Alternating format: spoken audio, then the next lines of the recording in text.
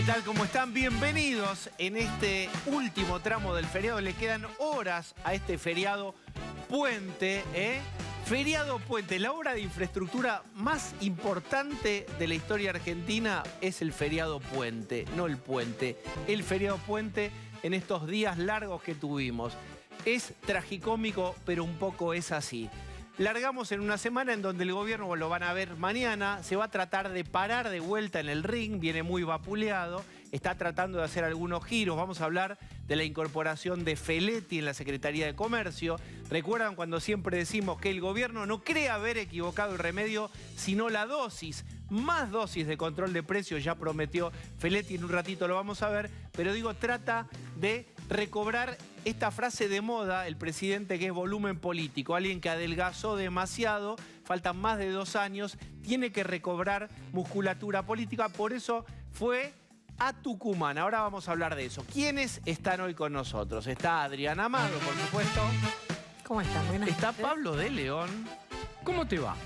Está Osvaldo Bazán. Sí, claro que sí. Sí, ¿qué tal? Osvaldo Buenas noches, Bazán. ¿cómo le va? El hombre... Vengo de trabajar en el campo. Sí, ¿de qué hachas? Vengo de achar.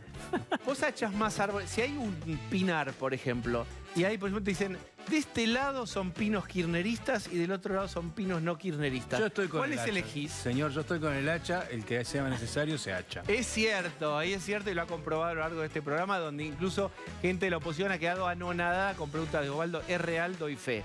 Y está la némesis textil de Osvaldo Bazán, que es Rollo Barbano. ¿Cómo le va? Sorprendido, Bazán consiguió laburo entonces. Finalmente, Es así. noticia.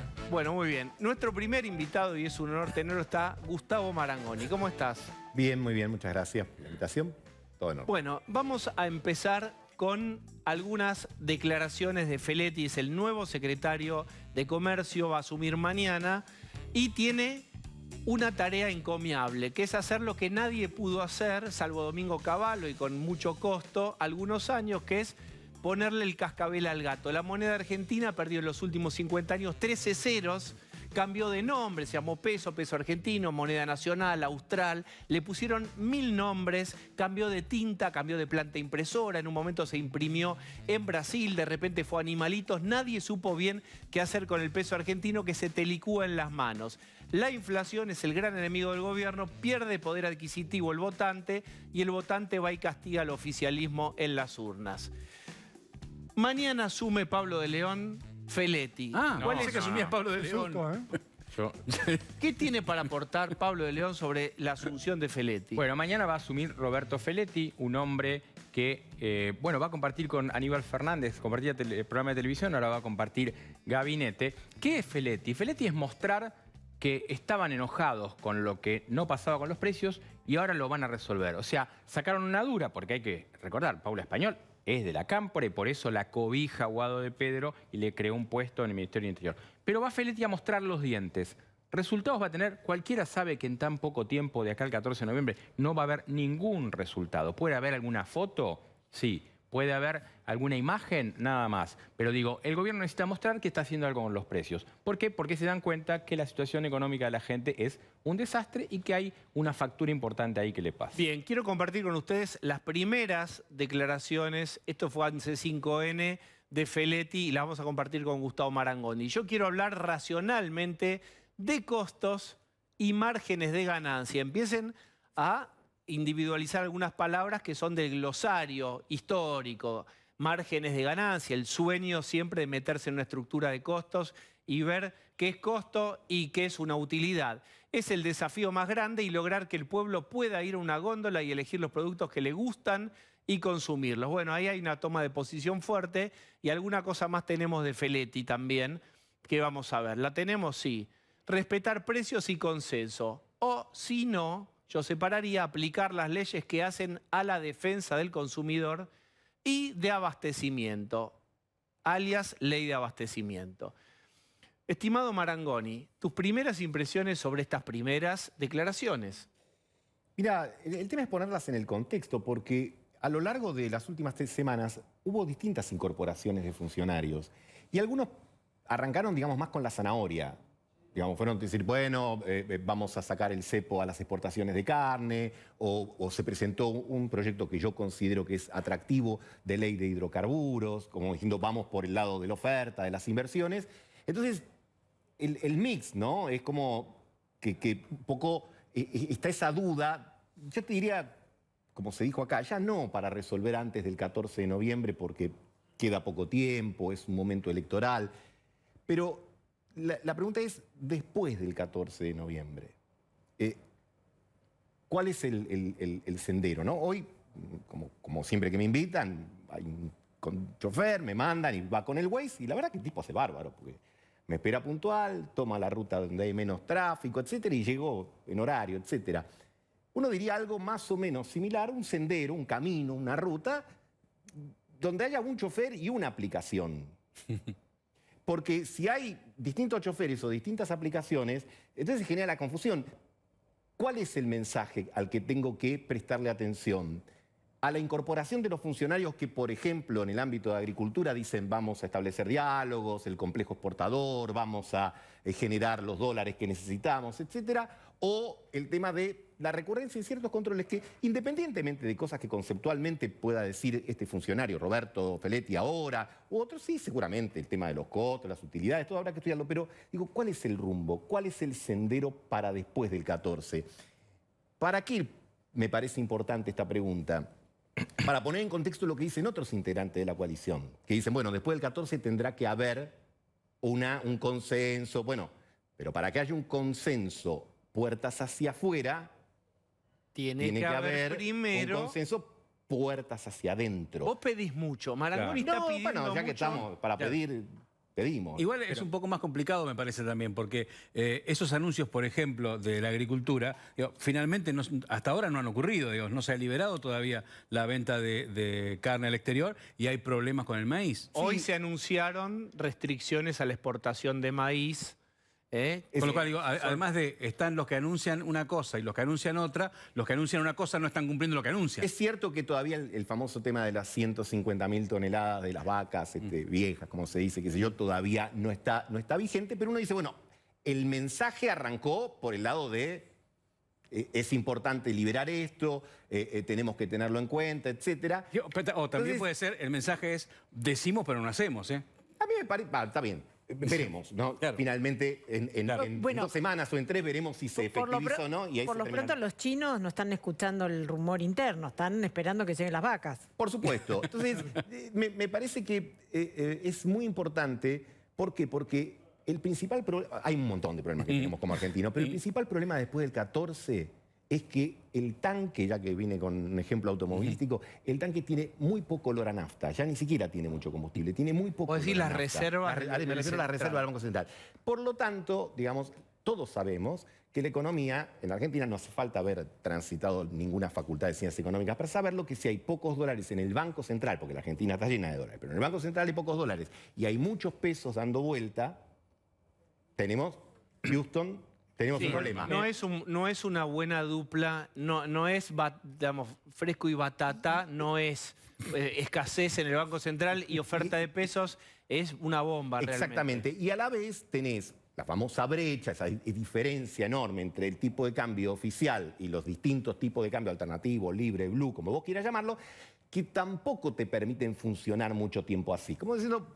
Sigo con el ejemplo del auto. Bueno, le hiciste un pase, un cablecito, una cosa para llegar al destino turístico, pero decís, la vuelta no me la como así. Y Feletti diciendo, vamos a recurrir a la ley de abastecimiento, a la ley de góndolas. ¿Qué significa? ¿Eso es el látigo? ¿Es vamos a ir por un camino de ir a apretar a los que venden para forzarlos a poner límites de precios? ¿Cuál es el mensaje que recibe el que está en el comercio? La ley de abastecimiento, que creo que tiene también 50 años, 1974, 75 más o menos, y siempre está ahí como una advertencia, etcétera. Voy a decir lo que mata es la humedad, aclaro porque no pienso que esté diciendo ninguna genialidad, ni esté inventando el budín de pan, ni el agujero del mate. Cualquier tipo de control, cualquier tipo de vigilancia sobre los precios, siempre, no en Argentina, en cualquier lugar, es algo transitorio. Así como si vos tenés mucha fiebre y podés tomar algunas aspirinas. Bueno, podés tomar 2 o 3 un día. Si vos me decís, voy a estar 4 semanas consumiendo 6 aspirinas por día, te digo, mira, vas a tener problema en el resto del organismo y además no vas a indagar la consecuencia profunda de qué es lo que te está generando la temperatura. La temperatura de la Argentina, que yo creo que es el principal problema, Diego lo dijo en la introducción, yo lo comparto plenamente. Para mí, el tema madre de todos los problemas de la Argentina es la inflación. Y el hecho de que nosotros, como sociedad, hayamos naturalizado que vivir con 25, 30, 35, 40, 45 ya es parte del paisaje, que para nosotros lo habitual se haya constituido en una normalidad, no habla bien de nosotros. Igual Pero ahí no es normal. se trabajó mucho. Había una frase que se usó mucho durante muchos años y que decía más o menos así: más vale preferible el ruido de la inflación que el silencio de los cementerios de la desocupación.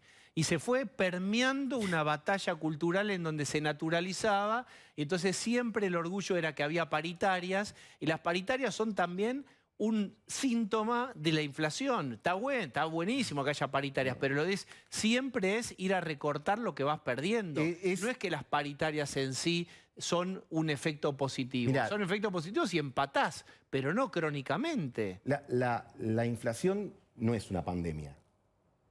Es una enfermedad que tenemos pocos países en el mundo.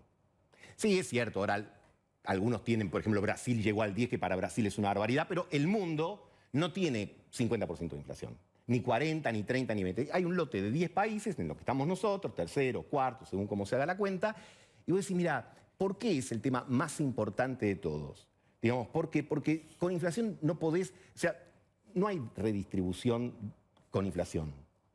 No hay inversión con inflación. Nadie, a ver si vamos a decir algo que los que están del otro lado no sepan. Si no podés planificar, aunque seas un trabajador no registrado, comerciante, pequeño empresario, gran empresario, si vos no podés hacer tus cuentas y vos no podés establecer, si cuando viene a tu casa un plomero y te dice 3.000, 5.000 o 7.000 y vos no sabés si es mucho, es poco o está bien, entonces no hay forma de convivir con eso. Que eso, te hago un pie de página, está empezando a ocurrir con precios que vos te dicen una zapatilla 7.000, 9.000, 3.000, y vos hay un momento de un mareo donde vos no sabés ya qué es un precio.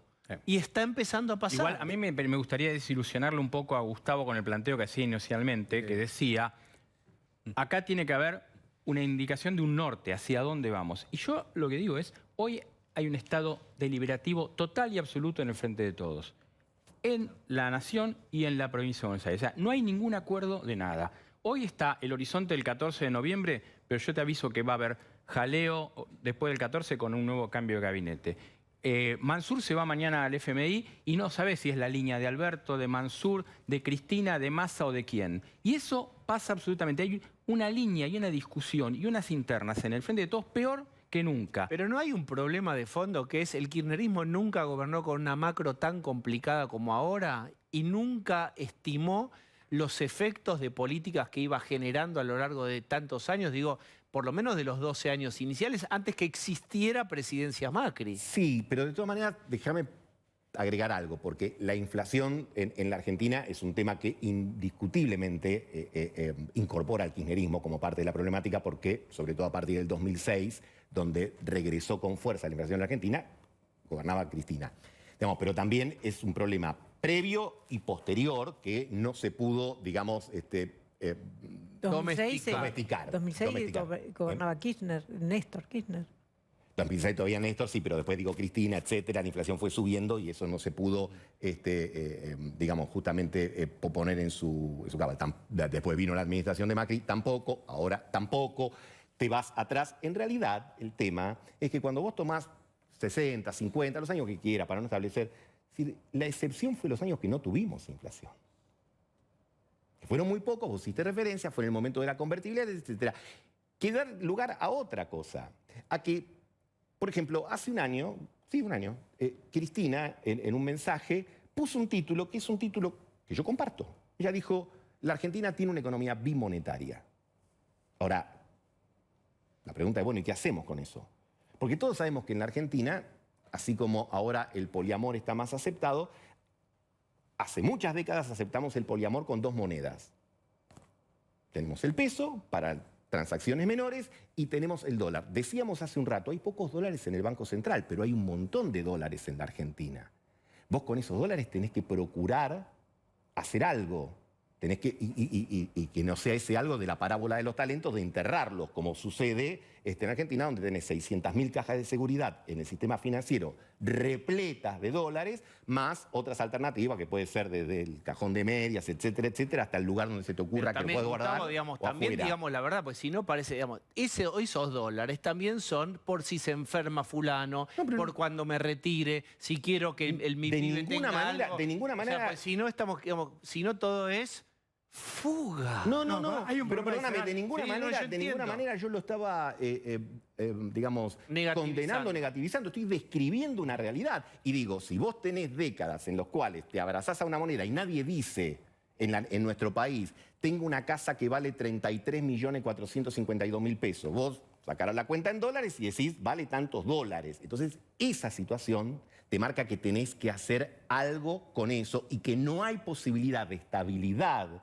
en la Argentina que no incorpore el tema de cómo convivís con estas dos monedas. En la convertibilidad se dijo, bueno, es el famoso 1 a 1, hay otras alternativas. Ahora, Gustavo, el discurso de todos los gobiernos siempre fue el que apuesta al dólar pierde, no hay que ahorrar en dólares, está mal ahorrar en dólares, está mal hacer transacciones en dólares y no nos olvidemos también que en este país los bancos se robaron los dólares de la gente en el 2001. Entonces es difícil pensar en que un gobierno pueda hacer algo porque ¿cómo sincerás la relación de la Argentina con el dólar desde el No, y gobierno? lo que no Diciéndole, podés es confíen en el sistema con los culpabilizar dólares. lo que no podés hacer es culpabilizar Pero no, a Más que todo nada el porque ya tiempo. ni siquiera estamos en un sistema de dos monedas. La verdad que el peso es una cosa que creemos nosotros nomás, pero lo que efectivamente vale es el dólar. Por esto que decía Diego, me guardo los dólares porque si me enfermo y preciso una con urgencia, Todos ahorran no me con sirve dólares, para nada tenerlo. incluida la clase política, incluido Máximo Kirchner, que tiene 2,5 Especialmente millones la casa. de dólares en el banco. Especialmente. en la década del 40, la famosa pregunta que Perón había hecho en ¿Quién vio un un dólar gremio, alguna vez? ¿quién ha visto un dólar? Y la verdad, en ese momento eran pocos los que habían visto un dólar. Hoy, la pregunta sería la inversa. ¿Quién no ha visto un dólar en la República Argentina? Entonces, lo que señalo es, el tema de la moneda y de las dos monedas lo tenés que encarar. Pero lo que me parece sustantivo respecto del tema de la inflación es que el gradualismo también ha fracasado. Pero ojo, Desde con hace muchos años... te estás por largar en una que yo te voy a acompañar y voy a hacer, viste que está un posibilitador. Dale, pues te estoy viendo por dónde vas, dale. Bueno, el tema es que yo creo que este tema de, bueno, vamos a tener una estrategia donde este año vamos a bajar 10 puntitos la inflación y el otro va a ser otros 5 y vamos a llegar en algún momento del 2020 y tanto y vamos a tener un... La verdad, no funciona. ¿Qué estás sugiriendo? Que cualquier plan de estabilización tiene que ser un plan, primero, integral y que, sea que tenga características, uno dice de shock y viste parece, le vas a dar un mazazo, pero digo, tiene que ser algo que cambie las expectativas de maneras consistentes. Pero ¿Por ¿qué qué? estás a ver. Porque la inercia inflacionaria hace que yo te digo, mira, vamos a bajar la inflación y si este año fue 50, el año que viene 40, bueno, vamos a negociar tu sueldo 40. Y vos decís, pará, ¿por qué yo primero 40? Claro. Arranque otro con 40. Yo después veo si me prendo 40. Exacto. Entonces, no, porque va a haber otro que va a cerrar a 50. Entonces yo digo, yo quiero lo mismo que él. Es decir, evidentemente, el tema de la gradualidad, en el tema de bajar la inflación, bueno, Espérese, Marangoni, Me con espero, ese apellido. me Usted espero. llega al área y no patea. Patee. ¿Qué está proponiendo? pero te digo justamente eso, que creo que tiene que haber un plan de estabilización ¿Cómo es? que involucre muchas variables y que dentro de las variables también tiene que resolver qué hacemos con los dólares que los argentinos tienen, declarados o no declarados, y si tienen que ser aceptados o posibilitados como una moneda, no como la única moneda. No ¿Es estoy una planteando- dolarización? No, porque la dolarización involucraría eliminar la moneda, Pero, el Gustavo, peso, si vos peso pero argentino. preguntémosle Lo que estoy qué- señalando es que vos tenés circulante, ¿quién se va a quedar en pesos? Si lo reconoces como circulante al dólar, ¿quién se va a quedar con los pesos en el bolsillo? Si no es dolarizando. digo, Esperen te que pregunto, estamos por ¿por llegar qué? a algo, ¿eh? No, ¿por qué? Ahora, Digo, por la negativa ¿a dónde no, te pensás que estamos, estamos llegando? te No estamos ayudando. A ¿Qué? mí- Por la positiva. ¿Cómo es el plan? Bueno, en primer lugar, tenés que establecer esto que decíamos al comienzo de esta charla. ¿Querés tener un sistema que exporte, que genere dólares, que plantee la posibilidad de vender más al exterior? Bueno, naturalmente entonces tendrás que favorecer las condiciones para que suceda. El tema de la inversión. A ver, en la Argentina, entre los tantos divorcios sonsos que a mi criterio tenemos, es uno que es casi una originalidad nuestra, es separar la oferta de la demanda. Hay algunos que ven la economía únicamente desde la oferta, entonces te dicen hay que beneficiar el tema de las inversiones, que está bien, pero no miran lo que sucede con la demanda. Y hay otros que te dicen, no, la demanda, entonces los controles, entonces tenemos que decir, sí, che, pero si no hay oferta, ¿qué hacemos con el tema de la demanda? Porque en última instancia estás controlando algo que cada vez es más chico y se te escapa todo. Entonces digo, oferta y demanda son inseparables. Ese matrimonio sí que es hasta que la muerte los separe, a diferencia de los matrimonios de las personas. Pero para eso tendrían que tener ambos el mismo dólar. Bueno, por supuesto, el punto está en que vos tenés que generar, primero, confianza para que los dólares que hoy están fuera del sistema financiero estén en el sistema ¿Pero qué financiero. haces con Eso eso? es político. ¿Qué? Bueno, Haces sin un duda, blanqueo. sin Por duda eso que es digo, político. que el tema es político. El Sin problema duda que es político. ¿Por qué? Blanqueo y qué fomento a la inversión. En el año 1985, perdón, el viejazo, soy grupo de riesgo, pero digo, en el año 1985 la Argentina hizo un plan austral. Uno de los tantos planes de estabilización que había arrancado muy bien, había sido muy original para la época y al poco tiempo, ¡pum!, se cayó. Pero en ese mismo año, Israel, o meses más, meses menos, sacó un plan de estabilización que tuvo un éxito extraordinario. Pero creo que tardó varios años, 5, 6, 7 años. Pero ¿en qué se sostuvo? En un acuerdo fuerte político. consenso político Sí, acuerdo de parte de político. su clase dirigente entre sectores que estaban muy en desacuerdo en un montón de otras cosas, pero que dijeron, Israel no puede seguir con la inflación que tenía, que era muy parecida a la Argentina, digamos, tenía un problema endémico. Entonces, resolvió el tema político. Entonces, acá hay cortes, o hay discusiones, o hay clivaje, como nos gusta decir a los cientistas sociales para darnos corte usando esa palabra difícil, que vos decís, aburren porque no encaran el tema. Claro, pero Es decir, seguir discutiendo en Argentina, no, porque el peronismo sí, peronismo no, antiperonismo sí. Permítame, Mirá, no me lleva pero no hay a ese margen tema. para eso. Quiero, no hay margen para eso. quiero recibir a Damián Dipache y que armes una oración que incluya la palabra clivaje. Claro. ¿Podés hacer en televisión? Bueno, pero yo dije que era de los Solamente mi amigo Marangoni puede utilizar ese término. Me imagino lo usaste vos. sí, lo sé, pero era simplemente esa cosa que tenemos de cientistas sociales que tienen que tirar una palabra, ¿viste? Bien, ahora volvemos. Una primera definición de Dipache sobre las declaraciones de Feletti sobre, bueno, digamos, control de precios, básicamente. Soy dialoguista, soy un racional, pero eventualmente si las cosas no funcionan, tengo espuelas y tengo látigo. Tengo ley de abastecimiento y control de precio. Tu mirada. Bueno, yo creo que todo lo que es el programa de control de precios es un fracaso total en Argentina. Entonces, me parece que una Secretaría de Comercio no se puede ajustar solamente a trabajar el control de precios. Tiene una tarea mucho más amplia que solamente dedicarse a controlar precios en la economía. Si vos tomás desde el año 2011 hasta la fecha todos los programas de control de precio que hubo desde congelamiento con Moreno, después pasamos por Augusto Costa, después seguimos con la gestión de Mauricio Macri, con Brown, y seguimos ahora nuevamente con Español y ahora con Feletti, y vos ves que la inflación en Argentina fue del 2009%.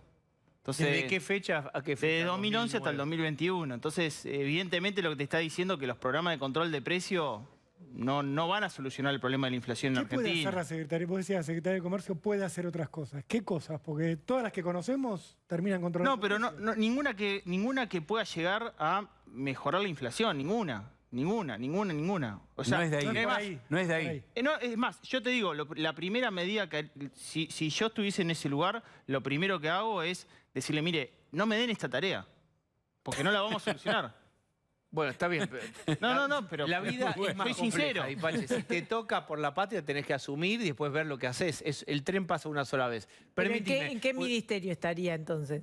Es que no existe esa función para una Secretaría de Comercio. No existe en ningún lugar de América Latina. O sea, en toda América Latina la Secretaría de Comercio no tiene como misión controlar precios. Sí, defensa del consumidor, sí tratar de aplicar la ley de abastecimiento, sí, pero que exclusivamente tenga que controlar 18 programas de control de precios como tiene ahora, no existe en América Latina. No hay Permítame, antecedentes. estamos como en dos tiempos televisivos al mismo tiempo, Sí. porque estamos armando un plan económico acá desde Sí. nuestros asientos con Gustavo Marangoni, vos llegaste 15 minutos tarde y estás en la Secretaría de Comercio.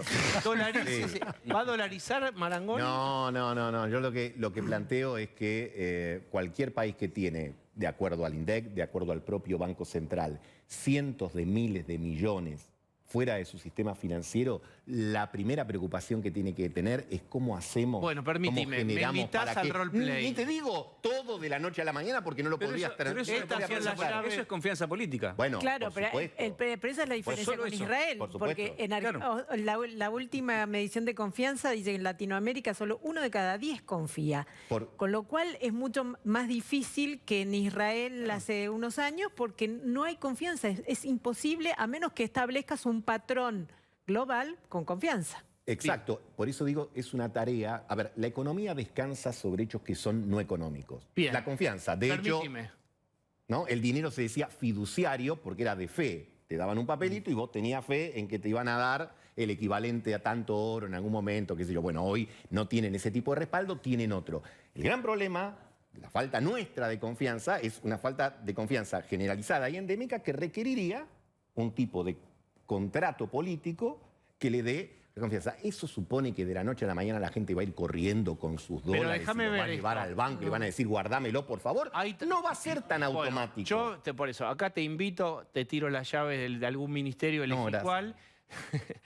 Dale, dame. ¿Qué harías? ¿Cómo concretamente, cómo enunciarías y con qué condiciones? ¿Cómo invitas a la gente a decir, ustedes tienen un huesito en el jardín, a desenterrarlo? ¿Cómo harías? En primer lugar, me parece que hay que tener un acuerdo respecto al tema de los ingresos y los gastos del Estado.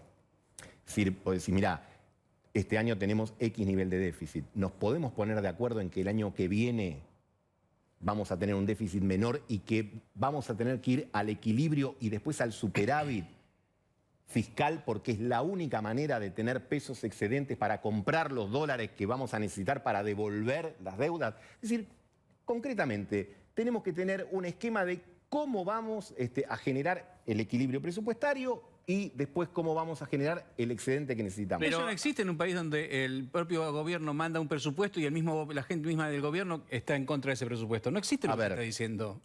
Obviamente, sí. Sí, estamos discutiendo el problema porque justamente existe. De hecho, el problema. de hecho, Guzmán te diría, Gustavo, que también él tenía esa misma idea y cuando llegó al Ejecutivo no lo pudo implementar. A ver, el ministro hace, creo yo, el esfuerzo para tratar de que este año el déficit esté por debajo de lo que el presupuesto 2021 decía, que era 4,5. 3,5 Y es podría posible estar. que esté 3, y pico. Sí. Está. Pero vos decís, bueno, igual te queda un montón. Sí. Y eso involucra otra segunda discusión, porque vos decís, está bien, este año va a terminar en 3,5 y el año que viene en 2,5 y después va a terminar en 1,5, etcétera. La pregunta es, bueno, ¿cómo se llega a eso? A ver, yo ¿Qué quiero... vas a hacer con las tarifas? ¿Qué permiso. vas a hacer con los salarios públicos? ¿Qué vas a hacer con esquemas para recaudar? Yo te quiero recordar que ya tenés, y ahora voy a Pablo de León, movimientos sociales con la guardia muy levantada, exigiendo ya en tono cada vez más grande, y la CGT acompaña, pero con prudente distancia, no se siente incluida, no se siente representada en las listas.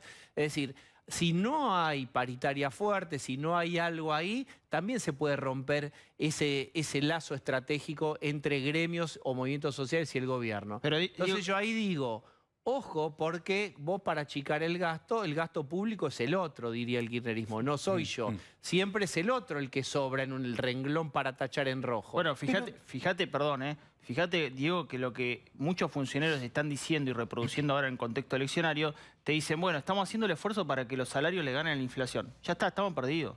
Porque el problema es combatir la inflación, ¿no? Que vos tengas que pedirle al privado, dele más salario para combatir la inflación que yo genero. Entonces estamos mal. O sea, la guía está mal. ¿Cómo bajás el gasto, no, Bueno, Pablo? pero- A ver, yo lamentablemente voy a arrancar el razonamiento estando de acuerdo con Osvaldo Bazán. ¿Por qué ya está, me fui. desgraciadamente? No, me fui, Sí, me fui. lo lamento, pero estoy de acuerdo con Osvaldo. Este programa O sea, no es para eso.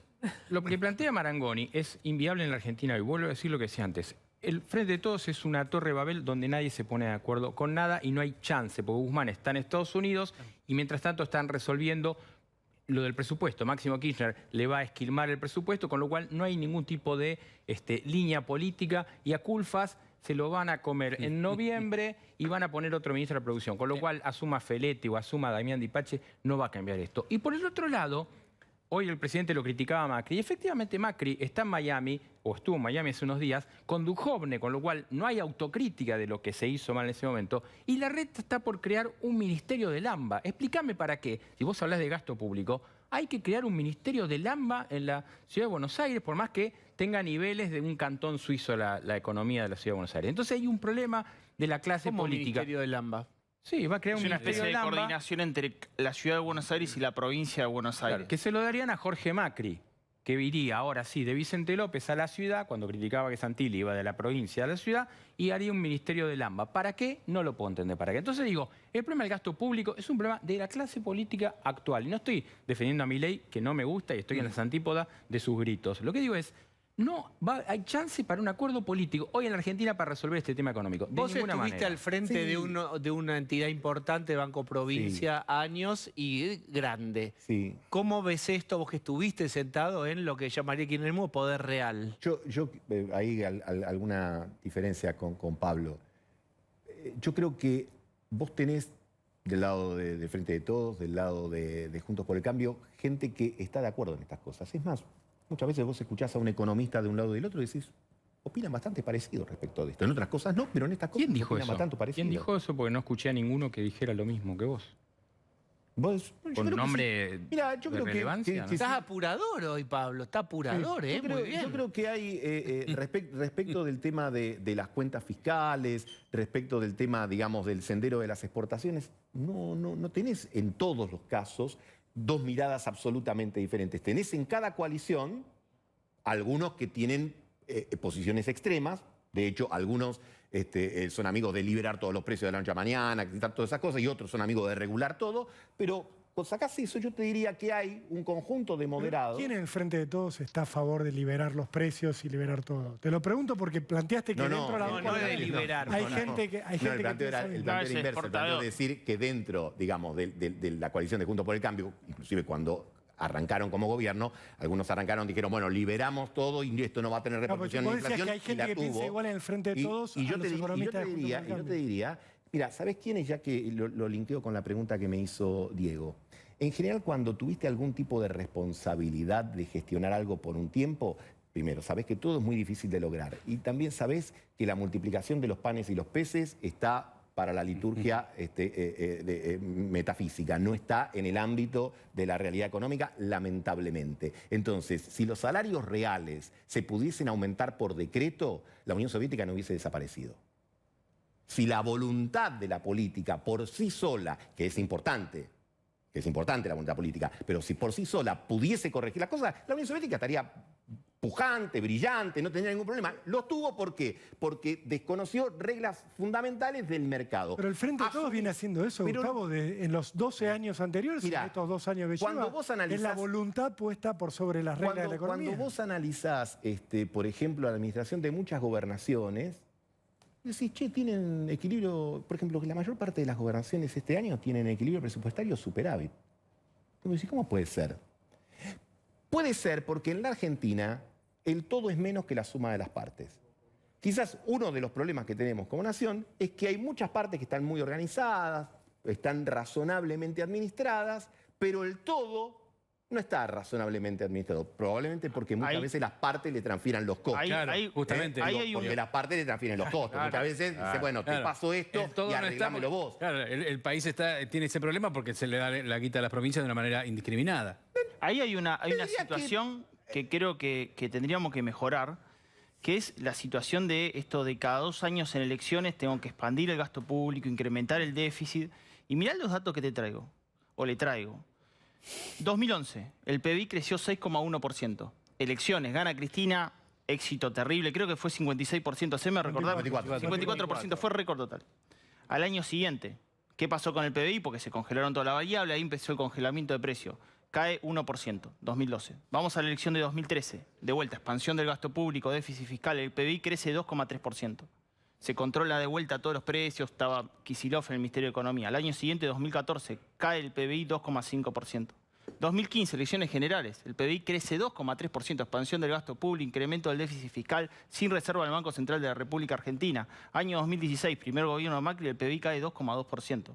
2017 las legislativas, Macri, gran triunfo de Macri, 2,9%, crece el PBI en Argentina. ¿Qué pasa al año siguiente? Cae el PBI nuevamente con la gestión de Macri en el 2,5%. 2019 cae 2,1% y en el 2020 en pandemia 9,9%. La política yo creo que no está enfocada en gestionar para el país, está enfocada en gestionar para ganar elecciones. Y ese es un gran problema que tenemos. Yo creo que la mirada es 2 años. Y le pasa, cuando ingresa alguien en la función, le dice, mire, usted lo que dijo en febrero cuando se juntó con los funcionarios, con los empresarios, y le dijo, mire, yo entiendo que el problema Argentina es macroeconómico de emisión monetaria y se lleva un aplauso, a los 2 meses tiene que empezar a revertir y la inflación es multicausal. Y a los 6 meses... una carta revoca cualquier tipo de discurso y cualquier tipo de orden técnico. Eso también pasa, Gustavo. Lo interesante de lo que acabas de describir es que muchas veces con ese esquema también perdés las elecciones. No es que es una garantía. Ah, no. Claro. Bueno. No es que es una garantía, porque vos me decís, mira, gastamos más y ganamos elecciones, ¿quién se animaría a decirte, che, no gastes? Y gastá, que ganás elecciones y ganarías siempre. Como evidentemente la economía tiene sus reglas, y particularmente yo creo que ser sensato con esas reglas no involucra que el Estado no tenga un rol, que no deba haber regulaciones, que una Secretaría de Comercio no tenga que estar controlando porciones que las empresas tienen del mercado y si algunas tienen posiciones dominantes en determinados rubros, procurar que no las tenga, porque desde mi percepción yo no enaltecería al mercado funcionando por sí haciendo todo lo que se le ocurra, pero de ahí a la locura de pretender generar una serie de regulaciones y pretender que te vas a sentar sobre ella toda la vida y vas a evitar que la ley de gravedad tenga efectos, bueno, evidentemente ahí es donde estamos teniendo esa dificultad. Lo que no quiere decir que no haya dentro de cada fuerza política gente...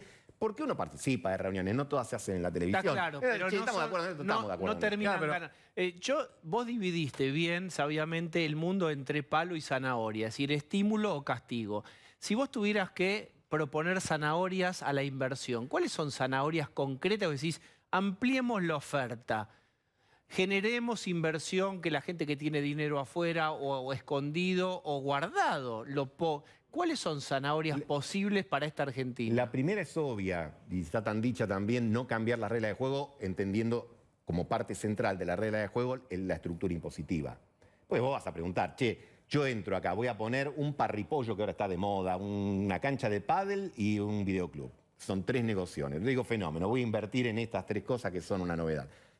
¿Cuánto tengo que pagar? Y tenés que pagar 100, 100, 100. Y el año que viene, no, lo mismo. Y el otro lo mismo. Ahora, si me haces entrar con 100 y después me decís que por una cuestión extraordinaria son 120, después me decís que por otra cuestión extraordinaria son 150, es evidentemente un cambio de regla de juego que confunde a los jugadores, como sucedería con el fútbol, o como nos vuelve loco a los que estamos todavía deltando con el tema del VAR. ¿Cómo interpretás si algo es posición adelantada o no? Con el blanqueo de bienes personales le pasó eso, por ejemplo. Con el blanqueo de bienes personales le pasó eso.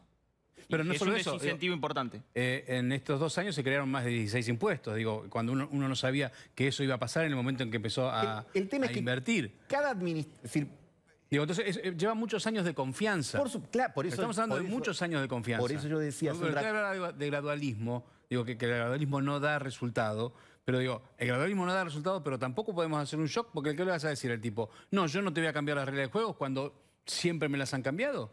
A ver, por reglas de juego vos interpretás lo esencial. Por supuesto que todos los países, inclusive el propio Estados Unidos, si gana Trump, a lo mejor es más factible de bajar los impuestos a las grandes fortunas. Si ganan los demócratas, lo suben un poquito, digamos. Hay cierta amplitud térmica que uno la tolera porque nadie vive 24 grados, las 24 horas del día. Los partidos son distintos, además. El problema es cuando la amplitud térmica es, pasamos de 0 a 100, de 100 a 0, y eso evidentemente te confunde. Ahora, es una cuestión que es eminentemente práctica.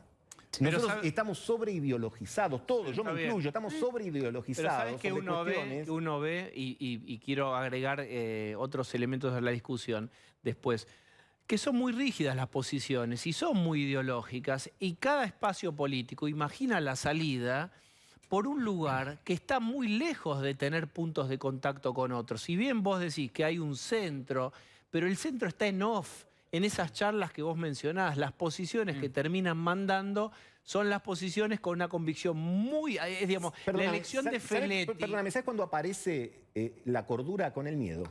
Pero no aparece. Cuando la Argentina se está por ir al demonio, Pero no sé, cuando pero, la Argentina se está por ir al Gustavo, demonio, aparece el sentido común. Déjame Pero darte la un ejemplo. evidencia no perfora la creencia. Ya tenemos 50% de pobreza. ¿Qué más tiene que pasar? Mirá, ¿Cuál es el sentido común que apareció después de las elecciones? Ninguno. Mira, después, yo no dije después de las elecciones, pero déjame es mencionarte miedo. algunos que pasaron este año. Digamos, en marzo, creo que fue marzo o abril, cuando ya era una noticia que Argentina, junto con otros países, iba a recibir derechos especiales de giro, el bloque de senadores oficialistas dijo, eso va a estar destinado para reactivar la economía, En julio, en agosto, pero no, lo vamos a utilizar para reparar la deuda. ¿Por qué? Porque decían, si lo usás para el fin que dijiste que lo ibas a usar en marzo o en abril, se te escapa el dólar, se te escapa todo y se te vuela todo en pedazos. Entonces, lo mismo. Cuando el año pasado, en octubre, en el famoso Pero mensaje de la paró economía... la emisión, por ejemplo.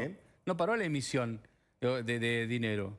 Y eso también, bueno, hace disparar todas las otras justamente cosas. es uno El miedo no frenó nada. Es uno de los temas que tenemos, que a diferencia de otros países que tienen confianza no solo interna, sino externa, y cuando tienen un déficit pueden ir al mundo y decir, che, no me prestás 2.000 sin ningún problema, hoy nadie te presta. Afuera, para prestarte adentro, te sale carísimo porque tenés que decir, te presto en pesos, pero te lo indexo por la inflación o te lo pongo con un bono que está atado al dólar de alguna manera. Entonces, obviamente... Bueno, pero eso... hay una cosa que a mí no me parece ideológica y a algunos le parece como muy estricta, pro mercado, etcétera. Y yo digo, mira, en la Argentina... Vos no podés, en este contexto, emitir. En otros países se emite y no hay inflación, pero en Argentina sí, porque hay muchos pesos y porque evidentemente, entonces, lo más rápido posible, vos decís, bueno, el año pasado hubo pandemia, este año todavía tuviste las consecuencias de la pandemia, no tenías cómo financiarte y tuviste que acudir en algo bastante, a la emisión. Bueno, el año que viene tendrías que plantear que la emisión... La emisión de este mes fue por las elecciones. Digo, la emisión que vino después de las PASO.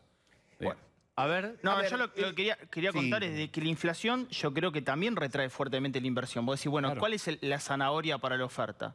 Y la inflación es un gran problema. Primero porque cualquier empresa no puede realmente ajustar su proyección de producción y su nivel de margen de rentabilidad porque nunca sabe cuál va a ser el nivel de inflación futura y fíjate que le termina sucediendo. Después vos decís, bueno, la inflación también genera un rango falso respecto de ciertos estándares. Ejemplo, vos agarrás y tomás bienes personales, que cambiaste las reglas de juego. El tope sigue siendo de 2 millones de pesos. Entonces vos hacés que ahora la clase media pague bienes personales. Tomás monotributo y decís, bueno, voy a hacer el régimen del monotributo para que la gente que estaba en la informalidad se formalice. Cuando arrancó el monotributo era de $144.000. Hoy es de $14.000. Entonces hoy debería ser de 14 millones de pesos. Pasaron del 98 hasta ahora un montón de gestiones. Vos tenés un monotributista que pasan al autónomo rápidamente. Ahora un trabajador va a pagar impuesto a las ganancias a partir de 175.000 pesos, pero el autónomo cuando supera los 75.000 pesos paga ganancia, que es casi canasta básica total. Entonces, ahí tenés parte de las zanahorias que diferentes agentes económicos no tienen y no quieren invertir porque saben que es una pérdida, porque saben que van a terminar perdiendo. Entonces, ahí tenés un problema y le pega a muchísimas personas en el cual decís, bueno, este es el eslabón más chiquitito. ¿Le pasa lo mismo al comercio? ¿Le pasa lo mismo a la pyme? Absolutamente. Sí. Porque absolutamente. Me parece que es equivocado pensar que el problema es que hay un cambio de reglas constante, porque las reglas son claras. Exacto. El que apuesta, pierde. El que invierte, pierde. El que tiene una pyme, pierde. El que paga los impuestos, pierde. El que está en que se blanco, formaliza, pierde. claro. El que estudia, pierde. El que va a la escuela, pierde. Digo, Gustavo, no hay dueño de pyme que no esté buscando la forma de vender el terreno para rajarse. Permitime porque vos agregar un sabés grado de que complejidad. perdés. Es que o pierde o para no perder empieza a tener, e insisto, estoy describiendo una situación, para no perder empieza a tener una serie de actitudes, decir, mira, si yo cumplo con todo lo que me piden, cierro. Y como no quiero cerrar, voy a cumplir con la mitad de lo que me piden. Bien, me permiten, tengo que cerrar esta parte, vamos a ir a una tanda y después, obviamente, en el corte vamos a armar un plan económico y se los vamos a comunicar luego de unos avisos. Dale.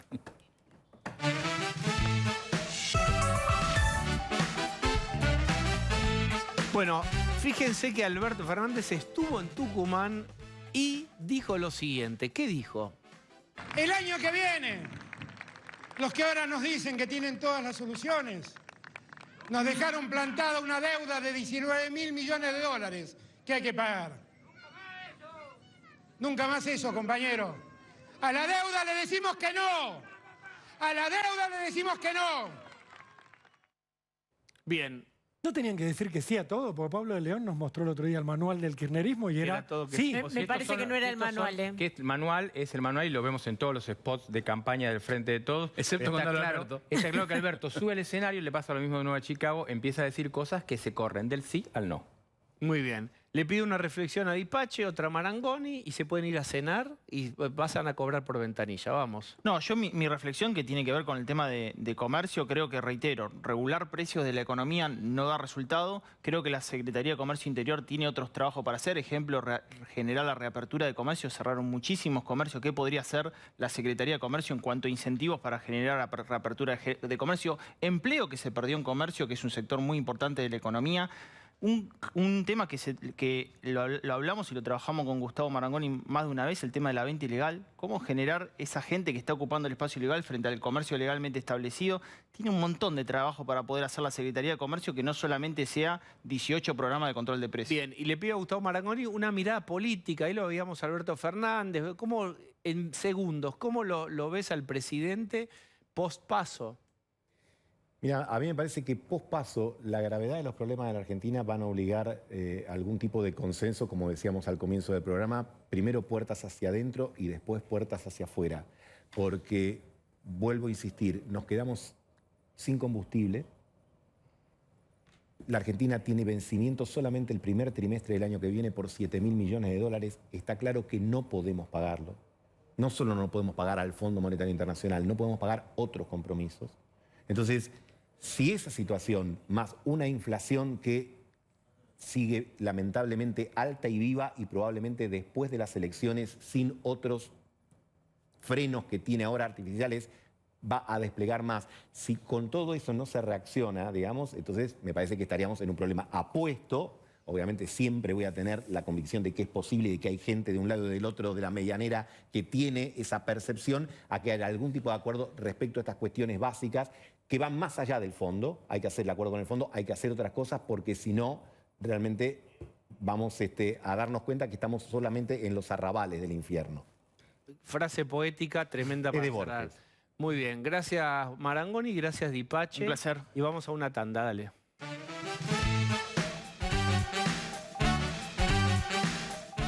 Bueno, muy bien. Hoy hubo un cruce fuerte entre el ministro de Seguridad, Aníbal Fernández, que se fijó, estacionó un pequeño patrullero en la cuenta de Twitter de Nick. Sí, me parece un poco más grave que eso, pero sí, efectivamente, Nick había hablado de que había criticado eso de regalar garrafas, heladeras y viajes de egresados.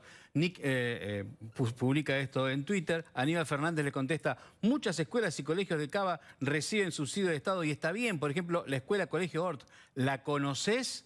Sí que la conoces. ¿O querés que te haga un dibujito? Excelente encuesta, escuela, lo garantiza. Repito, ¿lo conoces? Esto lo dice porque sabe, y nos informa a todos, que las hijas de Nick van al Colegio Hort. Digo, lo cual es gravísimo viniendo de parte de... Es un apriete público. Es un apriete público, una amenaza que hace el ministro de Seguridad, el señor que tiene volumen político, esto será su volumen político. Lo cierto es que después de esto, cuando esto se hace público, Nick contó que Aníbal me mandó un mensaje a mi WhatsApp y un mail horrible, dijo. El jefe de prensa de Aníbal me habló en un tono riéndose, le dije que no quería hablar en esos términos porque me quería dar la impresión de que es el estilo de él. Después Aníbal me mandó un mensaje a mi WhatsApp que tampoco sé cómo lo tiene todos los datos del universo. Y le manda, según lo que se pudo ver, un WhatsApp en donde hay un dibujito de Hort. La verdad es... Todo esto mientras Aníbal estaba en Tucumán con el presidente de la Nación, es gravísimo. Exacto. Fíjense que tuiteó ahí Aníbal Fernández también, Sí. Vamos a verlo. Para quienes siguen la discusión de Nick con mi persona, le escribí a su WhatsApp y le dije: si por cualquier cosa entendiste que esa expresión fue una amenaza, me disculpo, no se me caen los anillos. Lo hablé con el presidente de Daya. No se entiende lo del dibujito, aquí va. Ahí está el dibujito. ¿Y qué tiene que ver el presidente de Daya primero con este tema? ¿Por qué tiene que hablarlo con el presidente de Daya? En segundo lugar, decir si a vos te molestó, entonces te pido disculpas, no es pedir disculpas. Exacto. Y la pregunta que surge es, si hacía amenaza en público, ¿en privado Y no es el ¿Qué hace, registro Aníbal? de un ministro que tiene que pedir disculpas ante una sociedad que en sus asociaciones se expresó en contra de esta, Y de esta aparte, agresión. no es una discusión de Nick con Totalmente. Aníbal Fernández. Nick puso una opinión, Una crítica al gobierno. una crítica al gobierno, como puede hacer cualquiera, y el ministro de Seguridad lo amenaza públicamente. No es menor. No, es nada no hay menor. que usar un lugar de poder ni una cadena nacional para señalar con penos y señales, porque es muy asimétrica la posición. Fue Claro. general lo de Nick. No te gusta contestar en un general. No muestres las hijas van, porque es medio... Muy bien, hemos llegado hasta el final de este programa. Está Joaquín Morales Solá desde el Llano. Hasta mañana.